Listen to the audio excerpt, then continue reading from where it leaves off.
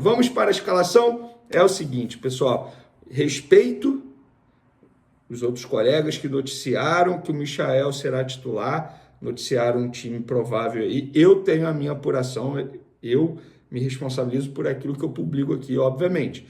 E a minha informação é que Michael será reserva no jogo contra o Bahia nessa quarta-feira. Quem vai entrar no time? Léo Ortiz será volante.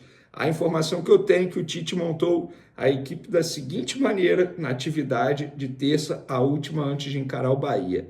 Matheus Cunha no gol, lembrando, Matheus Cunha é o goleiro da Copa do Brasil, o Tite vai continuar o combinado. Varela na lateral direita, Fabrício Bruno, Léo Pereira, dupla de zaga, e Ayrton Lucas na lateral esquerda. Meio de campo, Pulgar, Léo Ortiz, os dois volantes, De La Cruz e Gerson, os dois meias, e os dois atacantes, Luiz Araújo e Bruno Henrique.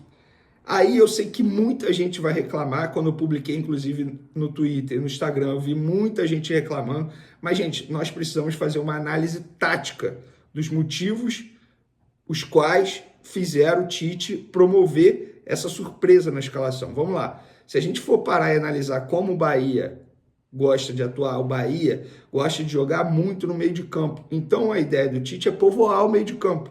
É óbvio, ele quer povoar o meio de campo. Porque se ele só coloca um volante e bota 3 atacantes, ele perde, entre aspas, o meio de campo.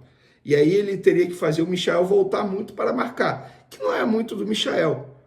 Ah, mas bota um outro volante. Não tem outro. Mesmo que tivesse o Alan à disposição, que está suspenso, eu prefiro o Léo Ortiz como volante. Não tem outro. Ah, recua o Gerson e bota outro meia. Não tem outro meia. Vai botar quem? O Lohan, que não vive um bom momento e não é intenso para ajudar nessa marcação? Gente, tudo bem. Entendo quem quer criticar o Tite, mas pelo menos vamos procurar entender os motivos que fazem o Tite promover essa escalação. E aí, para o segundo tempo, ele tem o Michael à disposição, que pode ser uma arma muito boa. Qual é a ideia dele? Ele vai povoar o meio de campo, 2 laterais agudos, 2 volantes, 2 meias e 2 atacantes abertos ali, porque ninguém vai ter uma posição física, digamos assim, fixa, digamos assim, e ele vai confundir o setor defensivo adversário. A estratégia é boa do Tite, quer queira você ou não.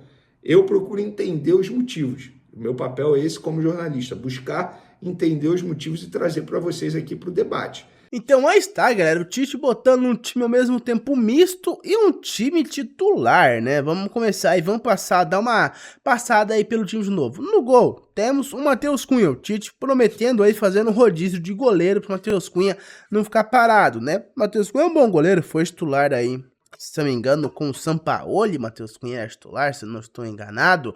É, com o Sampaoli, porque com o Paulo Souza, quem era titular era o Neneca, né? Então, o Hugo aí teve sua chance como titular com o Sampaoli, entregou o gol da Copa do Brasil, que o Flamengo perdeu pro São Paulo, né? Uma falha dele, ele saiu muito mal do gol contra o São Paulo na final da Copa do Brasil, que rendeu ao Dorival Júnior aí o título da Copa do Brasil com o time tricolor paulista, né mesmo? Desde então aí, o Matheus Cunha ficou um pouco queimado, mas vamos torcer que ele faça um bom jogo contra o Bahia, cara, porque o Bahia não é ruim.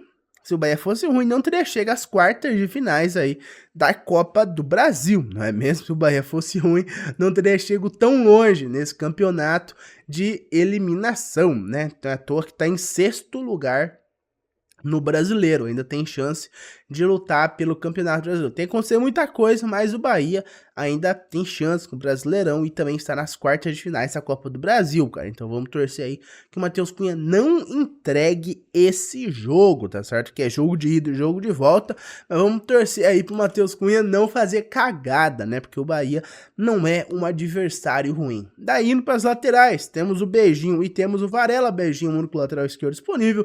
O Varela fica revezando com o Wesley, não se sabe muito bem quem que é o titular. Fabrício Bruno e Carolino na zaga. Na minha opinião, o Carolino briga para ser titular com ninguém mais ninguém menos que o Léo Ortiz, que vem jogando muito. O Fabrício Bruno é uma parte cara, não pode contestar, é da zaga. O Fabrício Bruno é o único zagueiro titular, na minha opinião, zagueiro fixo, né? Porque o Carolino fica brigando com o Léo Ortiz. Daí na volância ele vai novamente colocar o Léo Ortiz, tá jogando muito, seja como zagueiro, seja como volante, se bobear, botar até o Léo Ortiz lateral, ele vai jogar melhor que o Beijinho. Com o desempenho que o Bigodão tá tendo, tá jogando muito. Botou o Pulgar e o Nico no meio campo, né? A volta aí de Nico de la Cruz. Vamos torcer pro Nico jogar bem também contra o Bahia City. E o ataque não tem diferença, né? O Gerson na direita, Luiz Araújo na esquerda, está poupando o Misha. O nosso querido técnico Adenor botou o Luiz Araújo improvisado na esquerda e de centroavante o Bruno Henrique. Vamos torcer para o Bruno Henrique fazer um jogo melhor do que ele fez contra o Bragantino, porque contra o Bragantino o Bruno Henrique jogou muito mal como centroavante, ficou muito apagado o raio rubro-negro. Mas por enquanto foi isso, galera. Jogo hoje às 21h30, jogo importantíssimo, jogo de ida da Copa do Brasil. Mengão vai jogar na Arena Fonte Nova, né? Vai decidir o jogo de volta em casa no Maracanã, um detalhe a favor do Flamengo. Vamos torcer para que o Mengão consiga decidir o jogo já na Bahia, na Arena Fonte Nova, né? Mas por enquanto foi isso.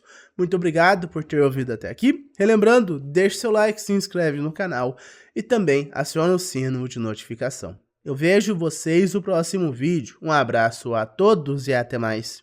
Vamos, Flamengo!